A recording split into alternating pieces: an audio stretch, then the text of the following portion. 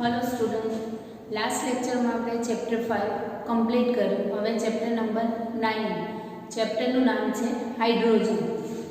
Chapter number 9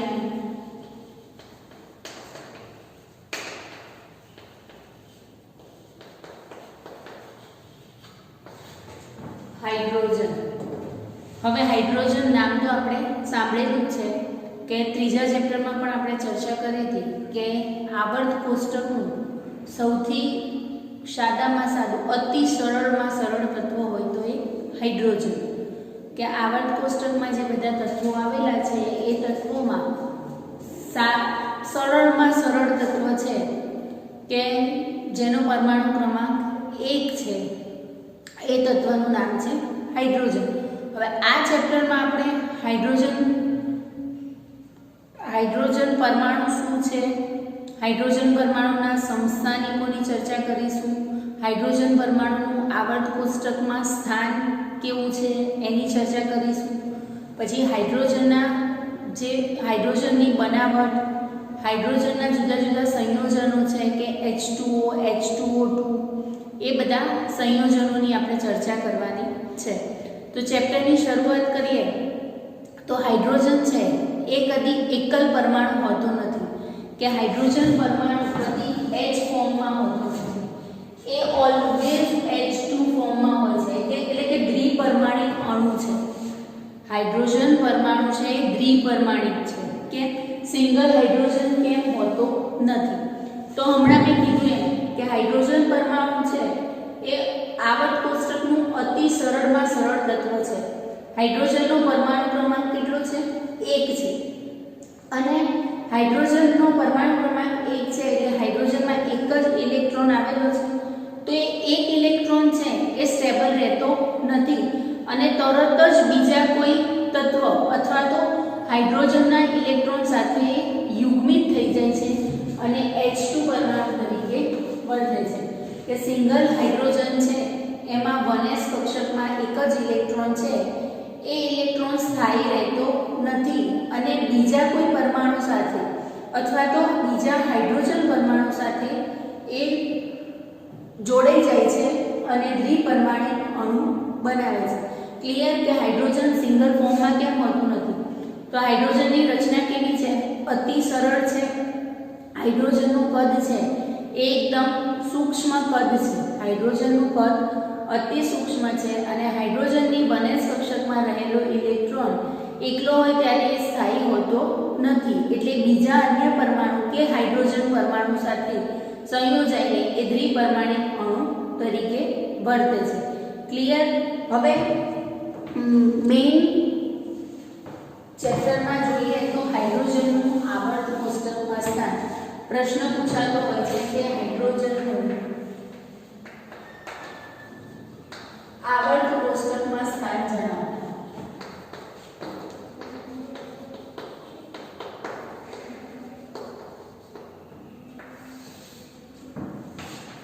હવે આપણે ત્રીજા ચેપ્ટરમાં થોડી ઘણી ચર્ચા કરી હતી કે હાઇડ્રોજન પરમાણુ છે એના ગુણધર્મો સમૂહ 1 ના તત્વો જેવા પણ છે અને હાઇડ્રોજન પરમાણુના ગુણધર્મો સમૂહ 17 ના તત્વો જે છે એના જેવા પણ છે। તો હવે એ વિચારવાનું છે કે હાઇડ્રોજન પરમાણુ છે એને સમૂહ 1 માં મૂકવો કે સમૂહ 17 માં મૂકવો, પણ હજી પણ હાઇડ્રોજન પરમાણુનું આવર્ત કોષ્ટકમાં સ્થાન કેવું છે? અનિશ્ચિત છે અને હાઇડ્રોજન પરમાણુ છે એને સમૂહ 1 અને સમૂહ 17 ની વચ્ચે મધ્યમાં પહેલા આવર્તમાં મૂકેલો છે। ક્લિયર? હવે જુઓ કે સમૂહ 1 ના તત્વોને કેવી રીતે મળતો આવે છે? હાઇડ્રોજન પરમાણુ સમૂહ 1 ના તત્વો સાથે કેવી સામ્યતા ધરાવે છે એ જોઈએ। હાઇડ્રોજન પરમાણુ સમૂહ 1 ના તત્વો, હાઇડ્રોજન પરમાણુની સમૂહ 1 ના તત્વો સાથે સામ્યતા, એટલે કે સમૂહ 1 જેવા કેવા ગુણધર્મો ધરાવે છે? તો સમૂહ 1 ના તત્વોની ઇલેક્ટ્રોન રચના કેવી છે? સમૂહ 1 ના તત્વોની ઇલેક્ટ્રોન રચના આપણે શીખી ગયા છીએ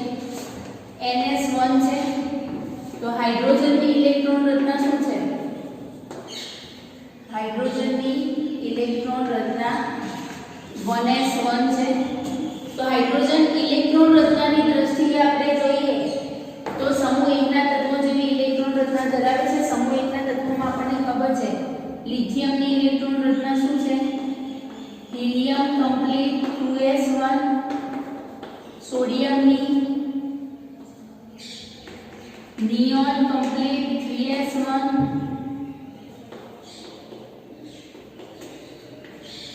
આર્ગોન કમ્પ્લીટ 4s1. તો અહીંયા બહારની કક્ષકમાં એક ઇલેક્ટ્રોન છે, એમ હાઇડ્રોજનની પણ બહારની કક્ષકમાં એક ઇલેક્ટ્રોન છે. તો ઇલેક્ટ્રોન રચનાની દ્રષ્ટિએ આપણે જોઈએ તો હાઇડ્રોજન છે એ સમૂહ એકના તત્વોને મળતો આવે છે. બીજો ગુણધર્મમાં જોઈએ તો આપણે ખબર છે કે સમૂહ એકના તત્વો પ્રબળ રિડક્શન કરતા તત્વો છે.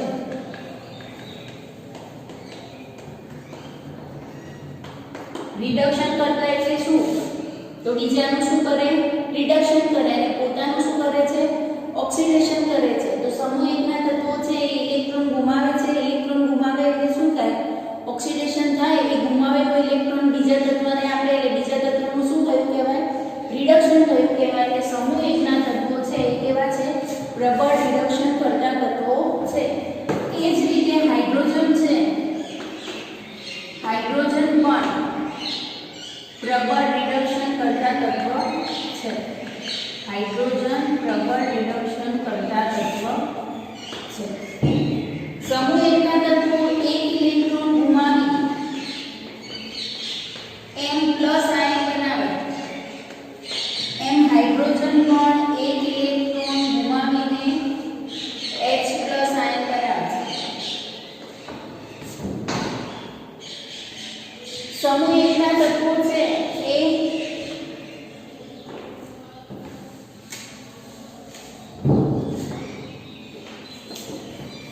સમૂહ એકના તત્વો M2O આપે એટલે કે ઓક્સાઇડ આપે છે. એ જ રીતે હાઇડ્રોજન પણ શું આપે છે? ઓક્સાઇડ આપે છે. સમૂહ એકના તત્વો M2O2 પેરોક્સાઇડ આપે છે, એમ હાઇડ્રોજન પણ પેરોક્સાઇડ આપે છે. સમૂહ એકના તત્વોના હેલાઇડ મળે છે, એમ હાઇડ્રોજનના પણ હેલાઇડ મળે છે. સમૂહ એકના તત્વો હેલાઇડ આપે એમ હાઇડ્રોજન પણ હેલાઇડ આપે છે. સમૂહ એકના તત્વો જે રીતે સલ્ફાઇડ આપે છે એ જ રીતે હાઇડ્રોજન પણ સલ્ફાઇડ આપે છે. એટલે કે હાઇડ્રોજનના ઘણા બધા ગુણધર્મો એવા છે કે જે સમૂહ એકના તત્વોને મળતા આવે છે. કયા ગુણધર્મો મળતા આવે છે? તો ઇલેક્ટ્રોન રચનાની દ્રષ્ટિએ જોઈએ તો સમૂહ એકના તત્વો અને હાઇડ્રોજનની ઇલેક્ટ્રોન રચના કેવી છે? સરખી છે. સમૂહ એકના તત્વો પ્રબળ રિડક્શન કરતા છે, હાઇડ્રોજન પણ પ્રબળ રિડક્શન કરતા તત્વો છે. જે રીતે સમૂહ એકના તત્વો આપણને ખબર છે કે એક ઇલેક્ટ્રોન ગુમાવી ધન આયન બને છે, એમ હાઇડ્રોજન પણ એક ઇલેક્ટ્રોન ગુમાવીને ધન આયન બનવાની વૃત્તિ ધરાવે છે. જે રીતે સમૂહ એકના તત્વો ઓક્સાઇડ, પેરોક્સાઇડ, હેલાઇડ અને સલ્ફાઇડ આપે છે, એ રીતે હાઇડ્રોજનના પણ ઓક્સાઇડ મળે છે, હાઇડ્રોજનના પેરોક્સાઇડ, હાઇડ્રોજનના હેલાઇડ અને હાઇડ્રોજનના સલ્ફાઇડ મળતા હોય છે. હવે હાઇડ્રોજન છે એ સમૂહ એકના તત્વોને કેવી રીતે મળતો નથી આવતો? આપણે એમ કીધું કે સમૂહ એકના તત્વો અને હાઇડ્રોજનના ઘણા એવા ગુણધર્મો છે કે એકબીજા સાથે સામ્યતા ધરાવે છે. પણ હાઇડ્રોજનને સમૂહ એકમાં ના મૂકવાનું રીઝન શું? એ પણ આપણને ખબર તો હોવી જોઈએ કે કેમ આપણે સમૂહ એકમાં ના મૂકી શકીએ. તો આપણે ત્રીજા ચેપ્ટરમાં ચર્ચા કરી હતી કે સમૂહ એકના જે તત્વો છે એ બધા તત્વો કેવા છે? ધાતુ તત્વો છે. સમૂહ એકના તત્વો ધાતુ તત્વો છે. નામ મૂકવા માટેનું રીઝન આગળ આપણે જોયું શું છે કે સમૂહ એકના તત્વો અને હાઇડ્રોજનના ગુણધર્મો વચ્ચે સામ્યતા, પણ હવે અસમાનતા કઈ છે? તો સમૂહ એકના તત્વો ધાતુ તત્વો છે. આપણે શીખી ગયા કે સમૂહ એકના બધા તત્વો ધાતુ તત્વો. કયા ધાતુ તત્વો કહીએ છીએ? આલ્કલી ધાતુ તત્વો તરીકે ઓળખીએ છીએ. તો સમૂહ એકના તત્વો ધાતુ તત્વો છે અને ઘન અવસ્થામાં હોય. જ્યારે હાઇડ્રોજન છે એ અધાતુ તત્વ છે. અને વાયુ અવસ્થામાં હોય છે. અલગ થઈ ગયું. કેવું છે? હાઇડ્રોજન છે એ અધાતુ તત્વ છે અને વાયુ અવસ્થામાં હોય છે, જ્યારે સમૂહ એકના બધા જ તત્વો ધાતુ અવસ્થામાં હોય છે. ધાતુ તત્વો છે અને એ ઘન અવસ્થામાં હોય છે. ક્લિયર? સમૂહ એકના તત્વો m પ્લસ આયન બનાવે ને એનું કદ મોટું હોય છે. m પ્લસ આયનનું કદ મોટું, જ્યારે હાઇડ્રોજન તત્વ છે એ H પ્લસ આયન બનાવે છે ને, તો H આયનનું કદ ઘણું નાનું હોય છે. 1.5 × 10⁻³ પિકોમીટર જેટલું હોય છે. એટલે કે સમૂહ એકના તત્વો બધા ધાતુ તત્વો ઘન અવસ્થામાં હોય, હાઇડ્રોજન અધાતુ તત્વ અને વાયુ અવસ્થામાં છે. અહીંયા જ્યારે ધન આયન બને ને એ ધન આયનનું કદ કેવું હોય છે? મોટું હોય છે. પણ એની કમ્પેરિઝનમાં હાઇડ્રોજન આયન મળે છે એનું કદ ઘણું જ નાનું હોય છે. તો એ સમૂહ એકમાં નામ મૂકવાનું કારણ આપણને પૂછે એક માર્ક્સમાં, તો આપણે શું લખવાનું કે સમૂહ એકના બધા તત્વો ધાતુ તત્વો છે, હાઇડ્રોજન અધાતુ તત્વ છે. એના જે ધન આયન છે એનું કદ છે એ મોટું હોય છે, જ્યારે હાઇડ્રોજનના ધન આયન છે એનું કદ નાનું હોય છે. ક્લિયર? કે સમૂહ એકના તત્વો સાથે એ કઈ સમાનતા ધરાવે છે અને કઈ અસમાનતા ધરાવે છે. હવે સમૂહ 17 સાથે જોઈએ આપણે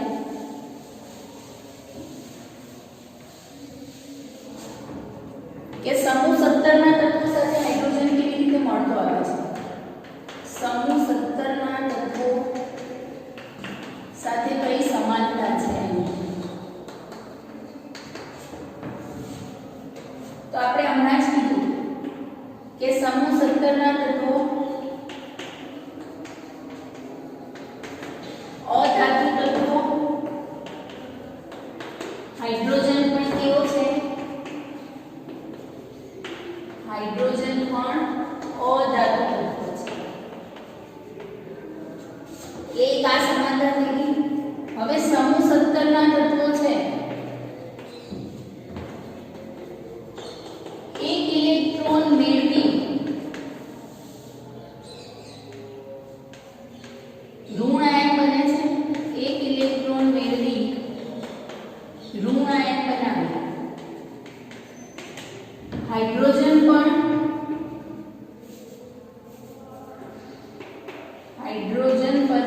પણ એક ઇલેક્ટ્રોન મેળવી H માઈનસ આયન બનાવે છે.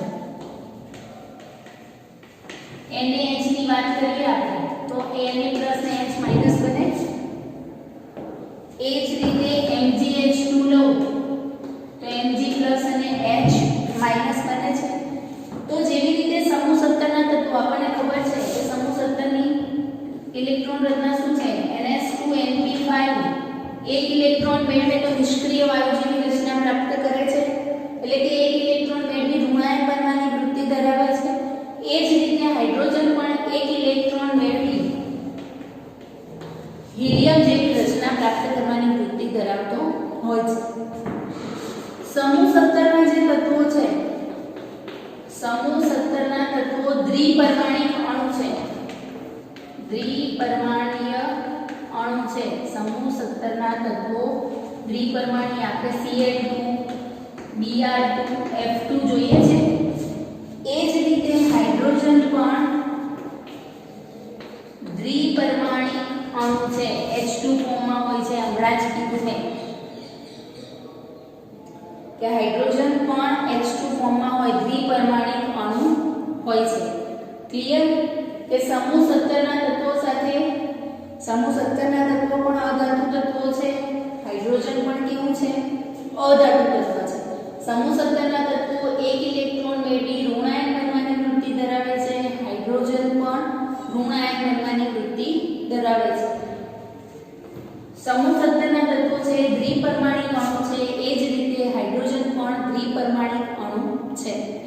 હવે સમૂહ 17 ના તત્વો જે છે એની આયનીકરણ એન્થાલ્પી અને હાઇડ્રોજનની આયનીકરણ એન્થાલ્પી છે સમાન છે. તો સમૂહ 17 ના તત્વોમાં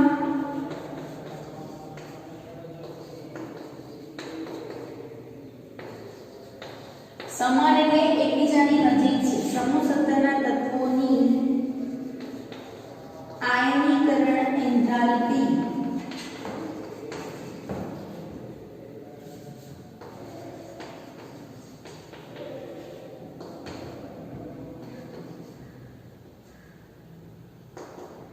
ફ્લોરીન 1620 કિલોજૂલ પ્રતિ મોલ છે, જ્યારે હાઇડ્રોજનની આયનીકરણ એન્થાલ્પી 1312 કિલોજૂલ પ્રતિ મોલ છે.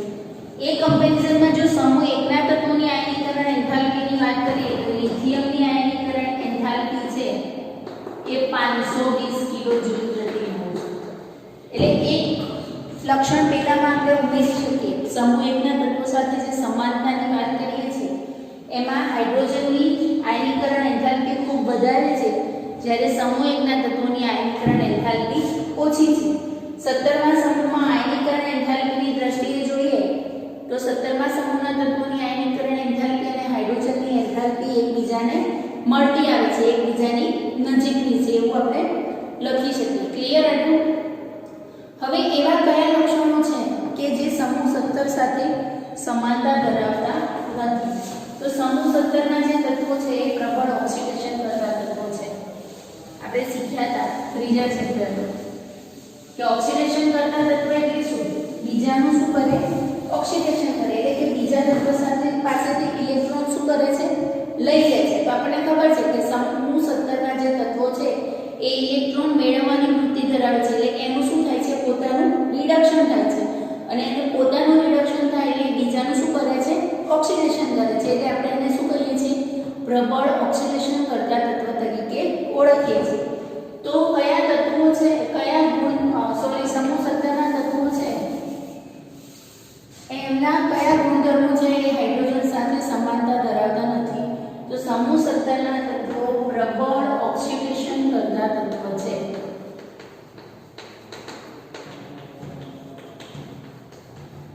જ્યારે હાઇડ્રોજન છે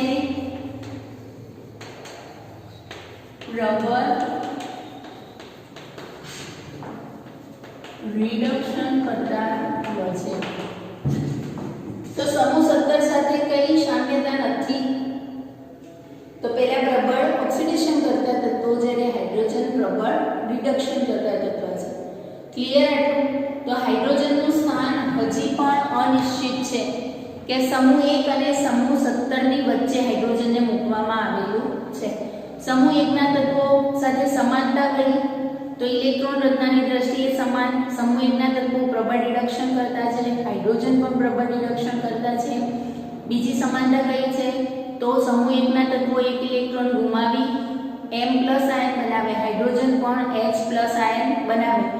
જેવી રીતે સમૂહ 1 ના તત્વોના ઓક્સાઇડ, પેરોક્સાઇડ, સલ્ફાઇડ, હેલાઇડ મળે છે, એ જ રીતે હાઇડ્રોજનના ઓક્સાઇડ, પેરોક્સાઇડ, સલ્ફાઇડ અને હેલાઇડ મળે છે. સમૂહ 1 સાથે સમાનતા શેમાં નથી? સમૂહ 1 ના તત્વો ધાતુ તત્વો, હાઇડ્રોજન અધાતુ તત્વ છે. આયનીકરણ એન્થાલ્પીની દ્રષ્ટિએ વિચારીએ તો સમૂહ 1 ના તત્વો સાથે સામ્યતા ધરાવતું નથી. હાઇડ્રોજનનું કદ છે એ અતિ નાનું છે. સમૂહ 1 ના જે ધાતુ આયન મળે છે એનું કદ કેવું હોય છે? મોટું હોય છે. એટલે હાઇડ્રોજન એકલો હોતો નથી, એ બીજા કોઈ તત્વ સાથે સંયોજાયેલો હોય છે. 17મા સમૂહના તત્વો સાથે સામ્યતાની દ્રષ્ટિએ જોઈએ તો સમૂહ 17 ના તત્વો પણ અધાતુ તત્વો, હાઇડ્રોજન પણ કેવો છે? અધાતુ તત્વો છે. સમૂહ 17 ના તત્વો એક ઇલેક્ટ્રોન મેળવી ઋણાયન બનાવે છે, હાઇડ્રોજન પણ એક ઇલેક્ટ્રોન મેળવીને ઋણાયન બનાવે છે. પછી સમૂહ 17 ના તત્વો દ્વિપરમાણિક અણુ છે, હાઇડ્રોજન પણ દ્વિપરમાણિક અણુ છે. શેમાં સમાનતા જોવા નથી મળતી? સમૂહ 17 ના તત્વો અને હાઇડ્રોજનમાં આયનીકરણ એન્થાલ્પીમાં પણ સમાનતા જોવા મળે. સમાનતા શેમાં જોવા મળતી નથી? તો સમૂહ 17 ના તત્વો છે પ્રબળ રિડક્શન કરતા પ્રબળ ઓક્સિડેશન કરતા તત્વ છે, જ્યારે હાઇડ્રોજન છે પ્રબળ રિડક્શન કરતા તત્વ છે. એટલે લાસ્ટમાં સેન્ટેન્સ લખવાનું, એટલે હજી પણ હાઇડ્રોજનનું સ્થાન સમૂહ 1 અને સમૂહ 17 ની વચ્ચે છે. પર્ટિક્યુલર એને સમૂહ 1 કે સમૂહ 17 માં મૂકેલો નથી. એના પછી આવશે હાઇડ્રોજનના સમસ્થાનિકો. હાઇડ્રોજનના સમસ્થાનિકો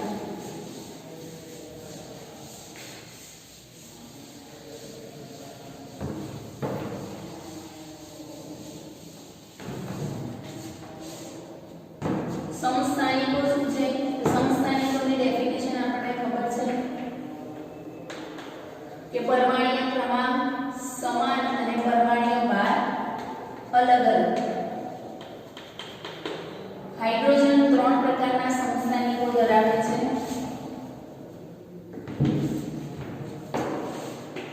પ્રોટિયમ, ડ્યુટેરિયમ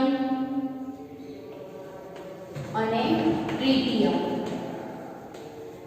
હાઇડ્રોજન 3 પ્રકારના સમસ્થાનિકો ધરાવે છે. પ્રોટિયમ, ડ્યુટેરિયમ અને ટ્રિટિયમ. હવે પ્રોટિયમ છે એને આપણે સામાન્ય હાઇડ્રોજન તરીકે ઓળખીએ છીએ કે જે આપણે H અથવા H2 નો ઉપયોગ કરીએ છીએ. ડ્યુટેરિયમને ભારે હાઇડ્રોજન પણ કહે છે. ડ્યુટેરિયમને ભારે હાઇડ્રોજન કહે છે. અને ટ્રિટિયમ છે એ રેડિયોએક્ટિવ હાઇડ્રોજન છે. હાઇડ્રોજનનો સમસ્થાનિક છે પણ કેવો છે? રેડિયોએક્ટિવ છે.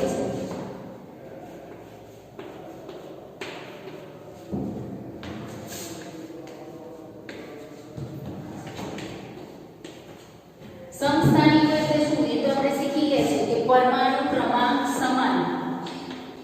પરમાણુ ક્રમાંક સમાન અને પરમાણુ ભાર કેવા હોય? અલગ. તો પ્રોટિયમની ત્યાં વાત કરીએ આપણે તો પ્રોટિયમમાં ઇલેક્ટ્રોન કેટલા થશે? 1. કેમ?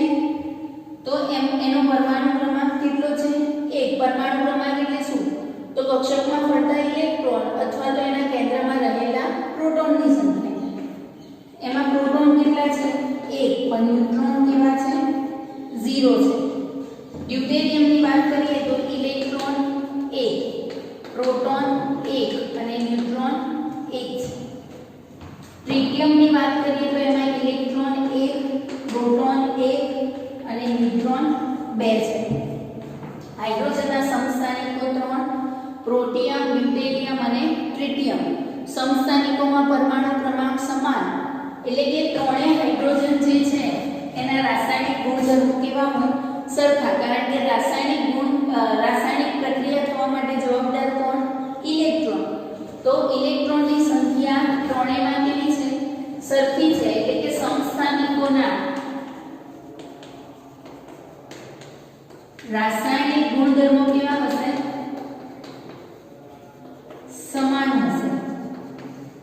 કેમ? ઇલેક્ટ્રોન રચના સમાન છે. હવે એના ભૌતિક ગુણધર્મો બદલાય. આના આણ્વીય દળની વાત કરીએ તો આનું આણ્વીય દળ છે 1.0016 ગ્રામ પર મોલ, જ્યારે આનું 2.042 ગ્રામ પર મોલ અને આનું 3.016 ગ્રામ પર મોલ. હવે એની પ્રચુરતા જોઈએ કે હાઇડ્રોજન હોય એમાં 99.95% પ્રોટિયમ હોય, 0.050% જ ડ્યુટેરિયમ અને 10⁻18% ટ્રિટિયમ હોય. એટલે કે એક હાઇડ્રોજન પરમાણુ છે એમાં 99% તો શું છે? પ્રોટિયમ છે. 0.015% જ ડ્યુટેરિયમ છે. કે 100% આપણે લઈએ, સપોઝ અહીંયા હાઇડ્રોજન હોય એમાં 100% માં 99.95% જેટલો તો શું છે? પ્રોટિયમ છે, ડ્યુટેરિયમ છે. અને સૌથી ઓછું પ્રમાણ કોનું છે?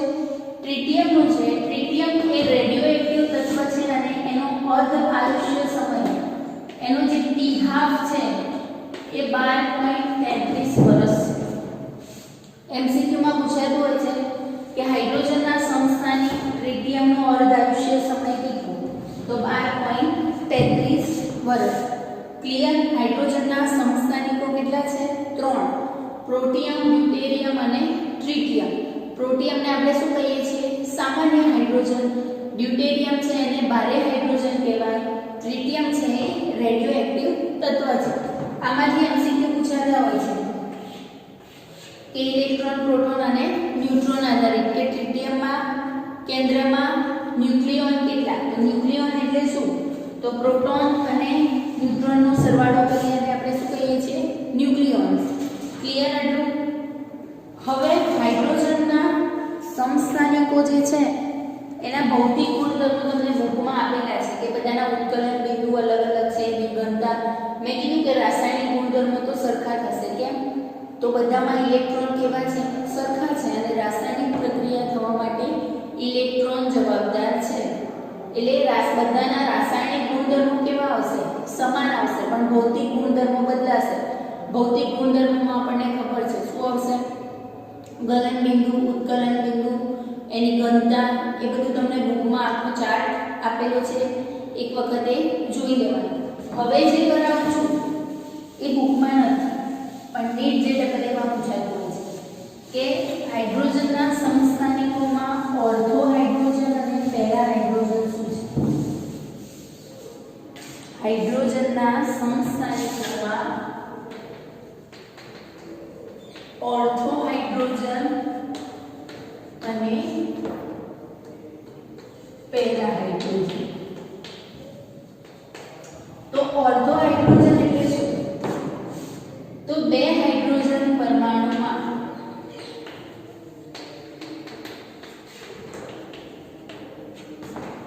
પ્રોટોનની સ્પિન છે એ એક જ દિશામાં હોય, તેને આપણે શું કહીશું, ઓર્થો હાઇડ્રોજન. ઇલેક્ટ્રોનના ભ્રમણ દરમિયાન સ્પિન છે એ એક જ દિશામાં હોય. સપોઝ આ રીતે બે હાઇડ્રોજન હું લઉં છું, એમાં અહીંયા પ્રોટોન છે કેન્દ્રમાં, તો આ સ્પિન છે એ બંનેમાં કેવી હશે, સરખી હશે. તો એને આપણે શું કહીશું, ઓર્થો હાઇડ્રોજન. અને પેરા હાઇડ્રોજનમાં સ્પિન અલગ અલગ હોય, તો તેને આપણે શું કહીશું, પેરા હાઇડ્રોજન. કયા રીતે ઇલેક્ટ્રોનનું ભ્રમણ થાય છે, એમાં એક આ દિશામાં છે અને એક આ દિશામાં છે. કેન્દ્રમાં પ્રોટોન છે, અહીંયા હાઇડ્રોજનમાં એક ઇલેક્ટ્રોન છે, આપણને ખબર છે. તો અહીંયા સ્પિનની દિશા કેવી છે, બંનેમાં એક જ છે, એને આપણે શું કીધું, ઓર્થો હાઇડ્રોજન કીધું. અહીંયા સ્પિનની દિશા બંનેમાં બદલાય છે, તો એને આપણે શું કીધું, પેરા હાઇડ્રોજન કીધું.